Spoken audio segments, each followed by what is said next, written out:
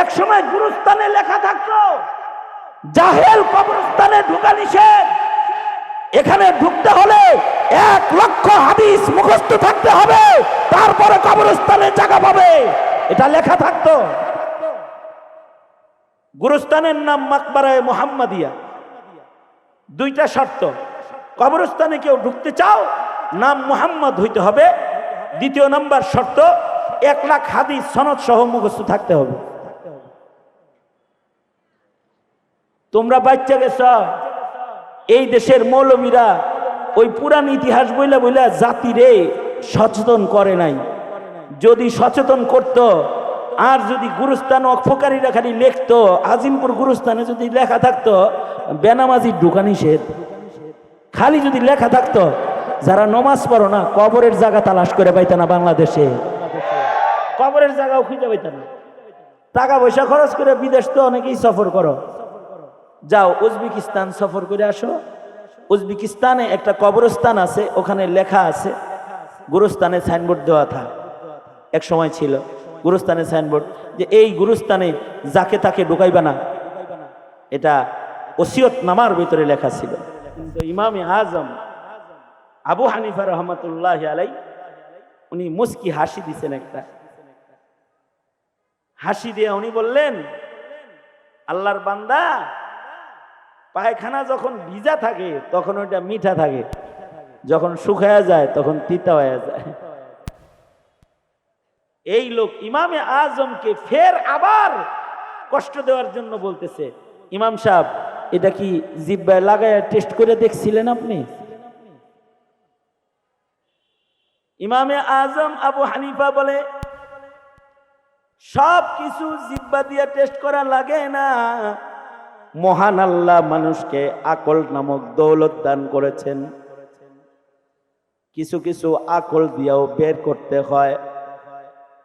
দেখো না, পায়খানা যখন ভিজা থাকে ওর উপরে মাছি বসে, মাছির স্বভাব মিষ্টি জিনিসের উপরে বসা, কিন্তু যখন শুকায়া যায় সেখানে আর মাছি আসে না, তিতা হয়ে যায়। লোকটা বলে, ইমাম সাহেব আসলেই তুমি ইমামে আজম, কারণ তোমার ধৈর্য বেশি, তাই তুমি আল্লাহর কাছে মকবুল বেশি।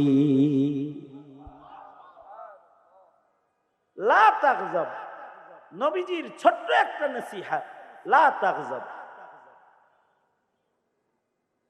আলেমদের ধৈর্য যতটা আছে সাধারণ ছাত্রদের ধৈর্য অতটা নাই।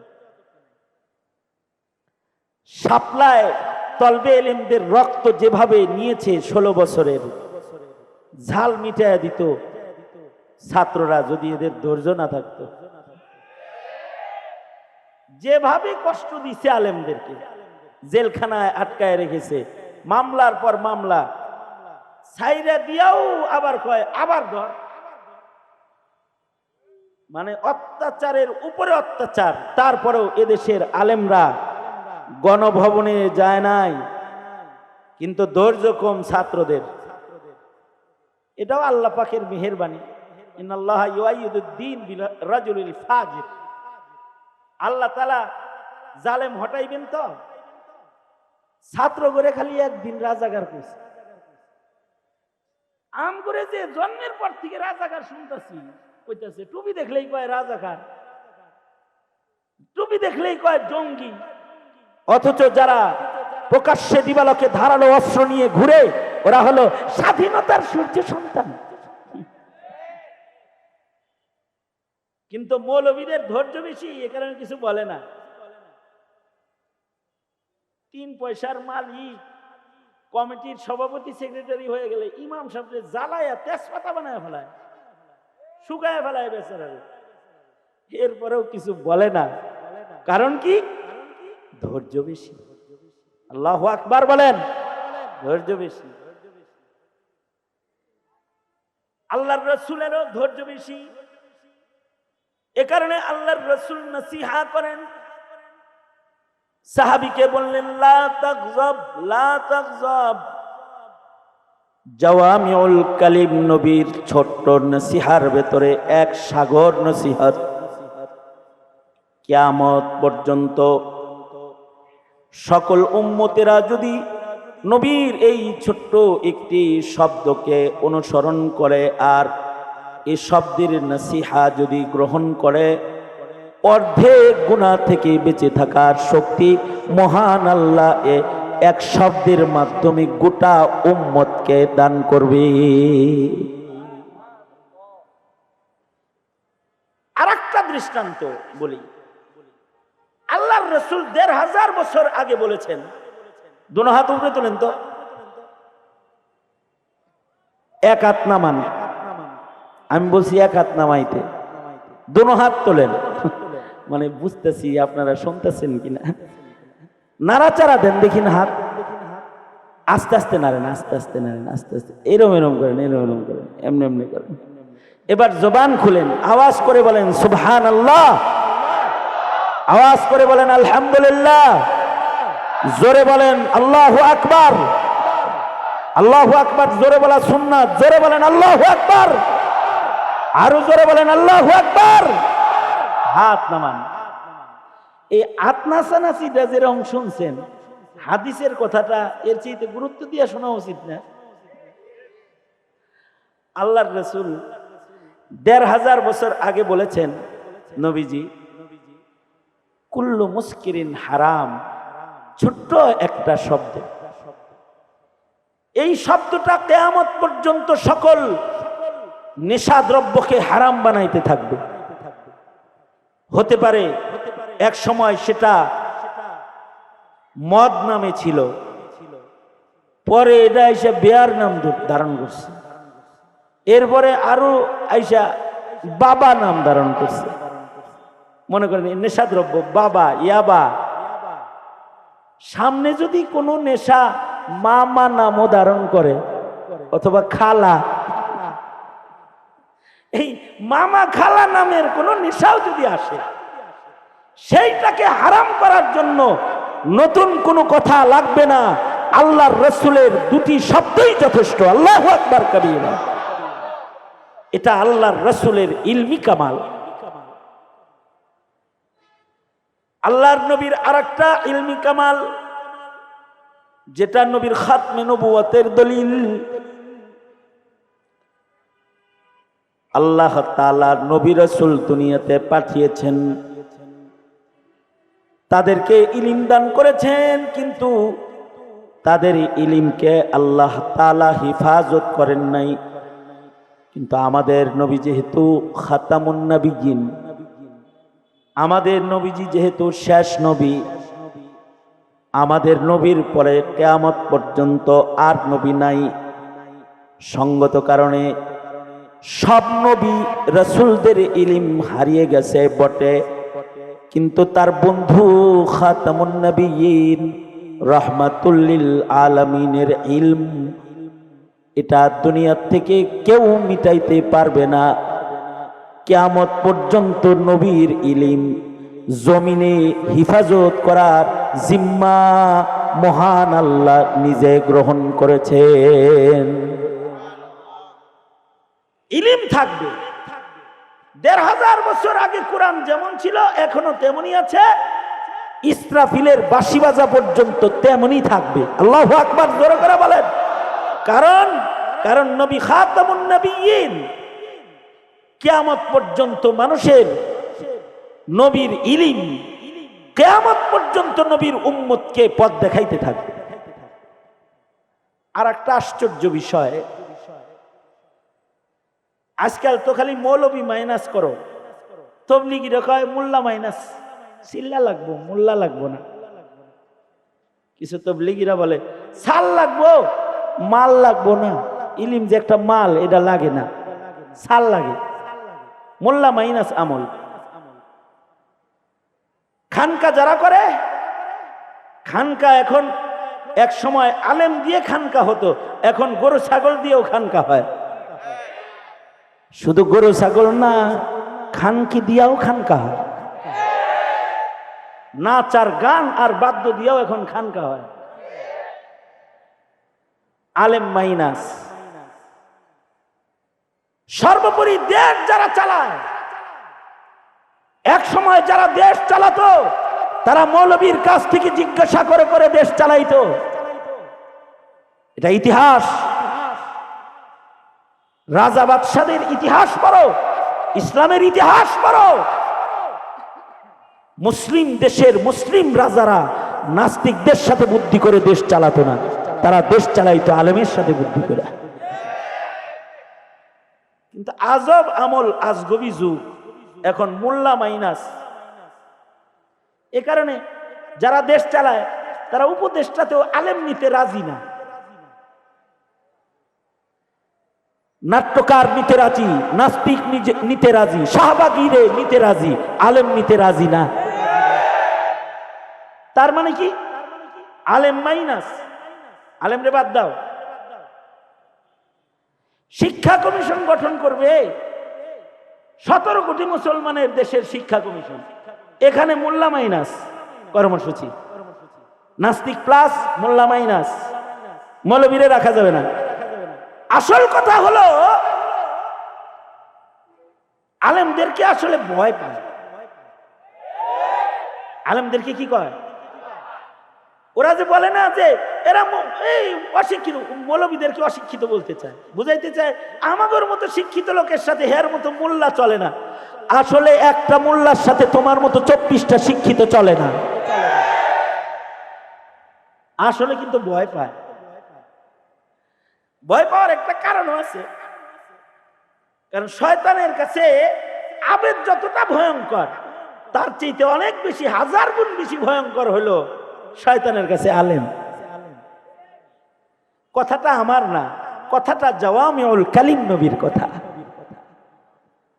আল্লাহর রাসূল বলেন, ফাকিহুন ওয়াহিদুন আশাদ্দু আলা শাইতানি মিন আলফি আবিদিন। আল্লাহর রাসূল বলেন 1000 চিল্লা সালওয়ালারে শয়তান যত ভয় না পায়, একটা মৌলবীরে তার চাইতে বেশি ভয় পায়। কে বলেছে? এই কথা বলেন না কেন? কে বলেছে? আল্লাহর রাসূল বলেছেন, একজন ফকিহ, একজন আলেম দ্বীন 1000 আবেদের চাইতে শয়তানের উপরে বেশি প্রভাব রাখে। কারণ আলেমের কাছে ইলিম আছে, ফাঁক ফোকর দিয়ার নাজায়েজ কথাও বলা যায় না।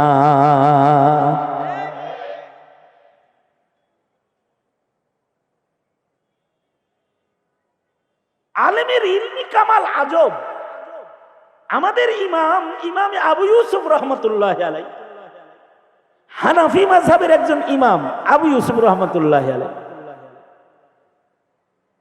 ওনার যখন মৃত্যুর সাকারাত শুরু হইল, মরার সময় ওনার পাশে ছাত্ররা আছে। ইমাম আবু ইউসুফ রহমতুল্লাহ আলাই, ইমাম আবু ইউসুফ রহমতুল্লাহ আলাই ডেলি 300 রাকাত নফল নামাজ পড়তো। সুবহানাল্লাহ। আগামীকালকে বললেন কত রাকাত? কাজীউল কুজাত ছিলেন চিফ জাস্টিস, প্রধান বিচারপতি ছিলেন। এরপরে আবার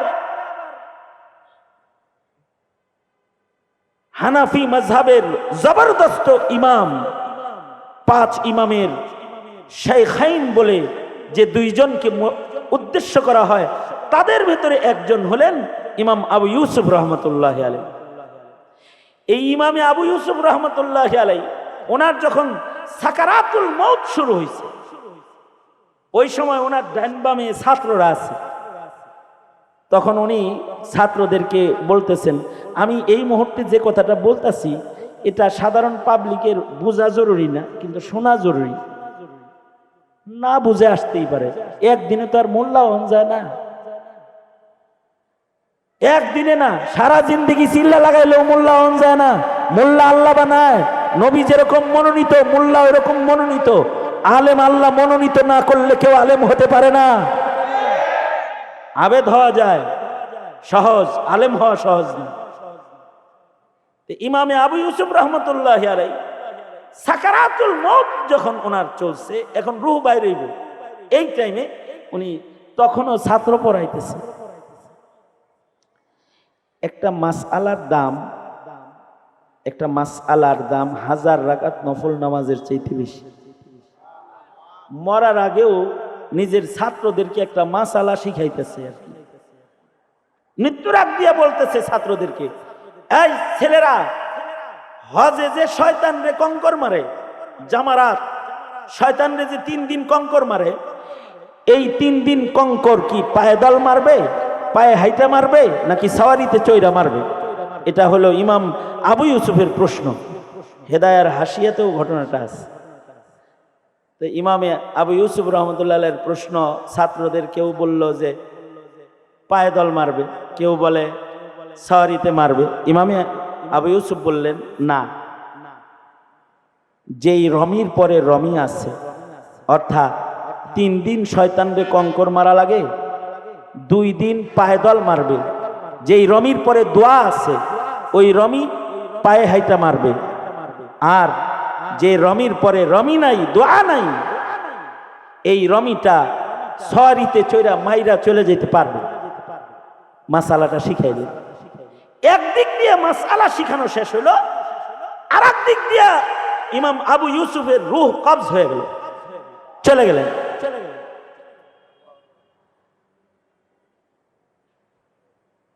ফকিহুদ দুনিয়া, সারা দুনিয়া যাদেরকে ফকিহ হিসাবে চিনে, তাদের মধ্যে একজন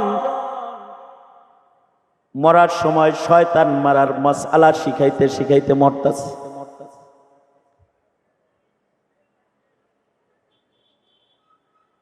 আনোয়ার শাহ কাশ্মীরি রহমাতুল্লাহি আলাইহি শারিহুল বুখারী ওয়া তিরমিজি, আনোয়ার শাহ কাশ্মীরি রহমাতুল্লাহি আলাইহি বলেন, আসলে ইমাম আবু ইউসুফ রহমাতুল্লাহি আলাইহি ওনার রূহ কবজ করার জন্য আজরাইল যখন আসছে, আজরাইলরে যেমন উনি দেখতেছিলেন, ওনার ঈমান নেওয়ার জন্য যে শয়তান আসছে, শয়তানকেও উনি খাড়া দেখতেছিলেন। শয়তানরে যাইতে কয় না, শয়তান যেন কাছে না আসে। মৃত্যুর সময় নিজের ছাত্রদেরকে শয়তান মারা শিখাইতেছে, যে পায়ে হাইটা 2 দিন কঙ্কর মারবি, সাওয়ারিতে 1 দিন কঙ্কর মারতে পারবি, কঙ্কর মারা শিখাইতেছেন। আর ইবলিসকে বুঝাইতেছেন, কাছে আসিস না, আমি কিন্তু ইব্রাহিমের ছেলে, আইবি তো কঙ্কর মাইরা কিন্তু জিন্দগি খতম করে ফেলাম। একদিক দিয়ে মাসআলা শিখাইতেছেন, মাসআলার দাম নামাজের মতো ইবাদতের চেয়ে বেশি। আর একদিকে মৃত্যুর সময় মাসআলা শিখায়া শয়তান তাড়াইতেছেন, শয়তানকে ভয় দেখাইতেছেন। ফকিহুন ওয়াহিদুন আশাদ্দু আলা শাইতানি মিন আলফি আবিদিন। আলেমের কাছে তো ইলম আছে, তার কর্মকাণ্ড, তার পদক্ষেপ এটা সাধারণদের মতো না, এটা একটু আলাদা। এটার কারণ হলো তার ইলমি কামাল। কিন্তু এখন তো আলেম মাইনাস কর্মসূচি, আলেমরে মাইনাস করো। একটা জমানা ছিল আলেম না হইলে গুরুস্থানেও জায়গা পাওয়া যেত না, একটা জমানা ছিল। টাকা পয়সা খরচ করে বিদেশ তো অনেকেই সফর করো, যাও উজবেকিস্তান সফর করে আসো। উজবেকিস্তানে একটা কবরস্থান আছে, ওখানে লেখা আছে, গুরুস্থানে সাইনবোর্ড দেওয়া থাকে, এক সময় ছিল গুরুস্থানে সাইনবোর্ড, যে এই গুরুস্থানে যাকে তাকে ঢুকাইবা না, এটা ওসিয়ত নামার ভিতরে লেখা ছিল। ঢাকা জাহাঙ্গীরনগর বিশ্ববিদ্যালয়ের গেটে লেখা দেখলাম একবার, যে ছাত্রলীগ ঢোকা নিষেধ। আমি আমি এমনি যা লেখা দেখছি তাই কইতাছি, কিন্তু কি লেখা? হ্যাঁ, স্যার হইছো কেমনি, ভালো করে কও, কই লেখা? বিশ্ববিদ্যালয়ের গেটে লেখা ছাত্রলীগ প্রবেশ নিষেধ। ঢাকা বিশ্ববিদ্যালয়ের কয়েকটা হলেও লেখা দেখছি, স্বাধীনতার পর লেখা দেখছি ছাত্রলীগ ঢোকা নিষেধ। এখনো আছে কিনা আল্লাহ জানে। উৎপাতে এগুলো লিখে দিছে। এক সময় গুরুস্থানে লেখা থাকতো জাহেল কবরস্থানে ঢোকা নিষেধ, এখানে ঢুকতে হলে 1 লক্ষ হাদিস মুখস্থ থাকতে হবে, তারপরে কবরস্থানে জায়গা পাবে, এটা লেখা থাকতো। গুরুস্থানের নাম মাকবারায়ে মুহাম্মাদিয়া। 2টা শর্ত, কবরস্থানে কেউ ঢুকতে চাও নাম মুহাম্মদ হইতে হবে, 2 নম্বর শর্ত 1 লাখ হাদিস সনদ সহ মুখস্থ থাকতে হবে। তোমরা বাচ্চা গেছ, এই দেশের মৌলবীরা ওই পুরান ইতিহাস বইলা বইলা জাতিরে সচেতন করে নাই। যদি সচেতন করত, আর যদি গুরুস্থান অফকারীরা খালি লিখতো, আজিমপুর গুরুস্থানে যদি লেখা থাকতো বেনামাজি ঢোকা নিষেধ, খালি যদি লেখা থাকতো যারা নমাজ পড়ো না কবরের জায়গা তালাশ করে পাইতে না, বাংলাদেশে কবরের জায়গাও খুঁজে পাইতে না। সেখানে নাস্তিকতা করেও স্বপ্ন দেখো মুসলমান হিসাবে থাকতে, কাদিয়ানির পক্ষ গ্রহণ করো, তোমরা কল্পনা করো মুসলিম দলে থাকতে। এত সোজা না, কিন্তু এত সোজা না। আমরা এ সকল সরলতা প্রদর্শন করেছি জাতির স্বার্থে। এ কারণে ফাঁসি লয়ে মরছে, হেরেও গুরুস্থানে জায়গা দেয়, এটা আমাদের শিথিলতা। আল্লাহ যদি কোনো কারণে তাকে মাফ করে, এ কারণে শিথিলতা উলামায়ে কেরামের এই শিথিলতাকে দুর্বলতা মনে করে আলেমদেরকে বাদ দিতে চাও, আলেমদেরকে কমিশনে রাখবা না, আলেমদেরকে উপদেষ্টা পরিষদে রাখবা না, সরকার চালাইবা মুসলমানের দেশে, আলেমের মূল্যায়ন করবা না, নাস্তিকের মূল্যায়ন করবা, তো জাতি সময় মতো আবার জবাব দিতে পারে। এরা বারবার জবাব দিতে পারে।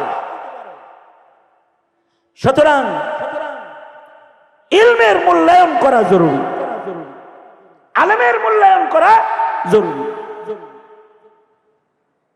সুতরাং ইলমের মূল্যায়ন করব ইনশাআল্লাহ। বলেন দাওয়াত ও তাবলীগ উলামায়ে কেরামের মাথা হাতে করব, খানকা উলামায়ে কেরামের মাথা হাতে চালাবো। আমাদের জিন্দেগীর যত কাজ আছে সকল কাজের জায়েজ নাজায়েজ জানার জন্য পড়ছে। ভালো হয়েছে, আমার খুব শরীরটা খারাপ, কথা সংক্ষেপ করা দরকার। শোনেন,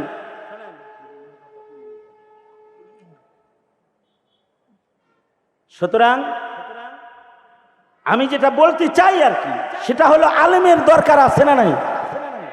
আওয়াজ করে জোরে বলেন, আছে না নাই? বিজ্ঞান যত বেশি পড়বা মোল্লার হাজত তত বেশি পড়বে। বিজ্ঞান যত বেশি পড়বা, বিজ্ঞানের উন্নতি যত করবা, তত মোল্লার প্রয়োজন বেশি পড়বে। আসবে যখন মানুষ কিডনি ট্রান্সফার না ননু ট্রান্সফার করবে, মানে দারিদ্রতার কারণে দেখা যাবে যে পুরো সঙ্গ বেঁচে চালাইছে, রক্ত বেঁচে নাই, কিডনি বেঁচে নাই, সোনা বেঁচে চালাইছে। বুঝলেন নাই কথাটা? এখন বিজ্ঞানের উন্নতি মনে করেন এত বাড়ছে যে সে একজনের নুনু আর একজনের নুনুর জায়গায় সেটিং করে হালাইছে। আচ্ছা, যদি করে মনে করেন করে ফেলাইলো, করার পরে হে যদি বিয়া করে, বিয়ার পরে যদি একটা ছেলে হয়, এখন মাসআলা আসবে, এই ছেলেটা আব্বা কাকে বলবে? যার নুনু কাইটা আনছে হেরে বলবে, যার যৌবন শক্তি ব্যবহার হয়েছে তাকে আব্বা বলবে, কারে আব্বা ডাক দিবে? মাসআলা আসবে। জাগতিক বিজ্ঞান আর জাগতিক শিক্ষা বাইকটা নিজের বাপটা বাইর করতে পারবা না যতদিন পর্যন্ত ইলমের আশ্রয় গ্রহণ তোমরা না করবে। সুতরাং মোল্লারে বাইপাস করা যায় না, মুসলমানের মাটিতে আলেমদেরকে বাইপাস করে কোনো কাজ চলতে পারে না, চলতে দেওয়া হবে না। আল্লাহ তাআলা উলামায়ে কেরামের কদর বুঝার করার তৌফিক দান করুন। দোস্ত মুফতি হাবিবুল্লাহ মাহমুদ কাসিমি দামাত বরকাতুহুম চাঁদের মতো চেহারা লয়ে আয়া পড়ছেন, শেষ কথা বলবেন, আমি পাশে বসে বসে শুনবো, ইনশাআল্লাহ নসিহা করবেন, এরপরে ইনশাআল্লাহ আখিরি মুনাজাত করে একসাথে এখান থেকে যাব। আসসালামু আলাইকুম ওয়া রাহমাতুল্লাহ।